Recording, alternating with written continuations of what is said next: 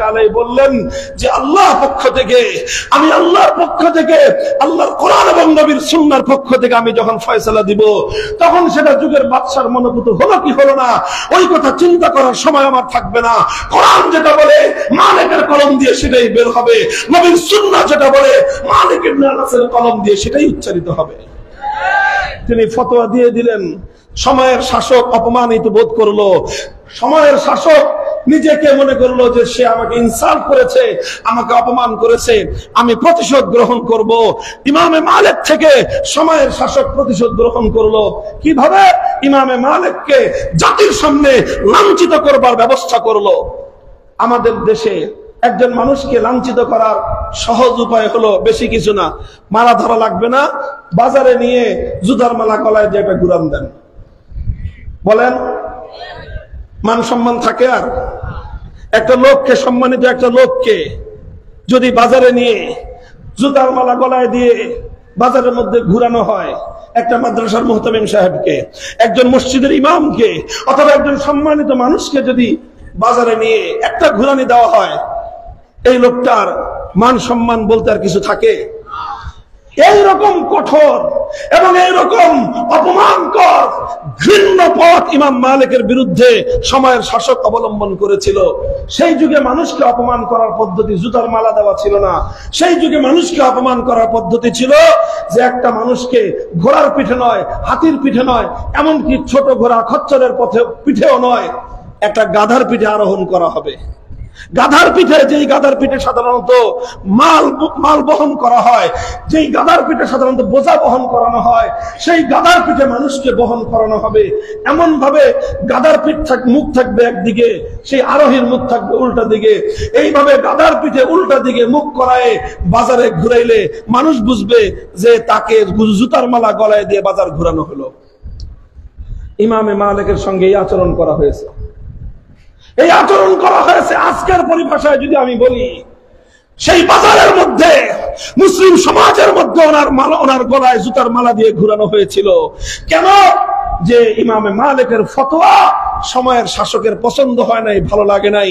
এই জন্য সে নিজেকে অপমানিত বোধ করে প্রতিশোধ গ্রহণ করার জন্য ইমাম মালিকের গলায় জুতার মালা দিয়ে ইমামে মালিককে অপমান করতে চেয়েছিল। কিয়ামত পর্যন্ত দুনিয়ার মানুষ এ কথা জানে, সময়ের লক্ষ কোটি অত্যাচারী শাসককে যদি এক পাল্লায় রাখা হয়, ইমামে মালিকের পায়ের ধুলা তো দূরের কথা, ইমাম মালিকের একবারের পেশাবের সমান মর্যাদা হবে না। কথা বলেন ঠিক না বেঠিক? বলতে পারেন কেউ যে হুজুর এগুলা 1300 বছর আগের গল্প বলতেছেন। না, সেই কথা বলতেছি না, শুধুমাত্র আপনাদেরকে বুঝাবার জন্য, সাহস বৃদ্ধি করার জন্য আমি আমার কথাই বলি। আমি তো 1400 বছর আগের লোকও না, আমি তো ওরকম কোন রথী মহারথীও না, আমি অত বড় আল্লামা, অত বড় বুজুর্গও না, কেউ না। হয়তো বুজুর্গদের সন্তানের রক্তের ধারা আমার মধ্যে আছে। শুধুমাত্র আমাকে অসম্মান করতে চেয়েছিল সবচেয়ে বড় জালেম যুগের ফেরাউন শেখ হাসিনা। আমাকে অসম্মান করতে চেয়েছিল, তার সঙ্গে আমার অন্য কোন সংঘাত ছিল না, অন্য কোন লড়াই ছিল না। একটাই লড়াই ছিল, সে চেয়েছিল আমি যেন কোরআন সুন্নাহর দৃষ্টিতে মূর্তিকে বৈধ বলি। আমরা বলেছিলাম জীবন যেতে পারে, মূর্তিকে বৈধতা দেওয়ার কোন সুযোগ আমাদের নাই।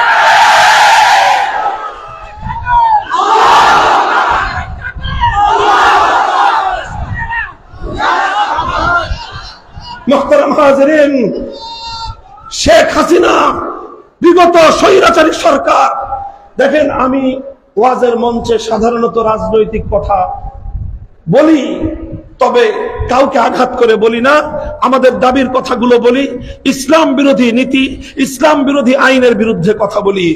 এই কথাটা সুনির্দিষ্ট ভাবে বলছি কারণ এটার সঙ্গে ইসলামের সম্পর্ক, এটার সঙ্গে ইসলামী আকীদার সম্পর্ক, এটার সঙ্গে ইসলামী বিশ্বাসের সম্পর্ক, এটার সঙ্গে আলেম ওলামাদের সম্মানের সম্পর্ক, এটার সঙ্গে আগামী দিনে ইসলামপন্থীদের কর্মপালা, ইসলামপন্থীদের কর্মনীতির সম্পর্ক। সে আমাকে অপমান করার জন্য এমন কোন পন্থা নাই যেটা সে অবলম্বন করে নাই। গোটা রাষ্ট্র শক্তিকে আমি ব্যক্তির বিরুদ্ধে সে লেলিয়ে দিয়েছিল, গোটা পুলিশ প্রশাসনকে আমার বিরুদ্ধে লেলিয়ে দিয়েছিল। শুধুমাত্র আমার বিরুদ্ধাচরণ করার কারণে পুলিশের বড় বড় কয়েকজন কর্মকর্তা 2021 সালে পুলিশের পদক পেয়েছে। পত্রপত্রিকা খুলেন, শুধুমাত্র আমাকে গ্রেফতার করার কারণে ডিবির হারুন প্রমোশন পেয়েছে। শুধুমাত্র আমার কাছ থেকে আমাদের জামিয়া রহমানিয়া আরবিয়া কেড়ে নেওয়ার কারণে পুলিশের ডিআইজি একজন সে বছরের সেরা পুলিশের পদক পেয়েছে। শুধুমাত্র আমাকে রিমান্ডে নিয়ে নির্যাতন করবার কারণে একজন এডিসির প্রমোশন হয়েছে, শুধু নয় সে পুলিশের পদক পেয়েছে।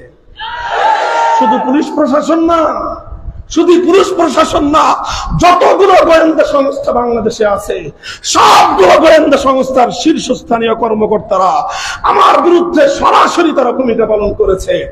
আর যে যত বড় ভূমিকা পালন করেছে স্বৈরাচারিণীর কাছে সে তত বেশি মূল্যায়ন এবং মর্যাদা পেয়েছে। 3টা বছর আমাকে গায়ে আঘাত করে নাই, আমাকে শরীরে আঘাত করে নাই, আমাকে ইমাম মালিক রাহমাতুল্লাহ আলাইহির মতো জুতার গলা মালায় দিয়ে অপমান করতে চেয়েছিল। আল্লাহ পাক রব্বুল আলামিনের কাছে শুধুমাত্র এই দরখাস্ত করেছিলাম যে আল্লাহ, আজকে যদি আমার মাথা নত হয়ে যায়, আমি একজন মামুনুল হক, আমি লাঞ্ছিত হলে কিছুই হবে না, কিন্তু আমার দিকে তাকিয়ে আছে এ জাতির লক্ষ কোটি ইমানদার মানুষেরা। বাংলাদেশের প্রতিটি ঘরে ঘরে মায়েরা, বোনেরা, আমার মেয়েরা রোজা রেখে আমার জন্য দোয়া করেছেন।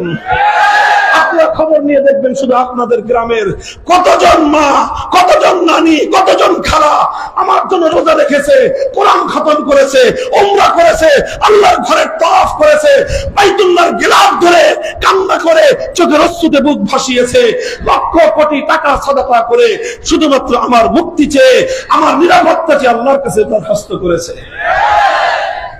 এই নানুপুর ছিলেন, এখন যে নানুপুরের পীর সাহেব হুজুর হাসান সালাউদ্দিন সাহেব, ওনার আম্মা, এই পীর সাহেবের বয়স 70 বছরের উপরে হবে। ওনার মায়ের বয়স কত বলেন? 100 বছরের কাছাকাছি, মারা গেছেন 10 বছর খানিক আগে মনে হয়। আমি ওনাকে পাই নাই। ওই দিন ওনার নানুপুরের হযরত সালাউদ্দিন সাহেবের ছোট ভাই হেলাল সাহেবের সঙ্গে কথা, হাটহাজারী মাদ্রাসায় বাবুনগরী হুজুর সহ, মুহিবুল্লাহ বাবুনগরী হুজুর সহ হেফাজতের বৈঠকে উনি বললেন, হেলাল উদ্দিন সাহেব, যে আমার আম্মা আমাদের কোন ভাইয়ের জন্য এই পরিমাণ দোয়া করে নাই, আপনার জন্য যে পরিমাণ দোয়া করেছে। এটা শুধুমাত্র আমি ঘটনার উদ্ধৃতি শোনালাম, একজন শতবর্ষী নারীর ঘটনা। কেন তারা আমাকে ভালোবাসলো?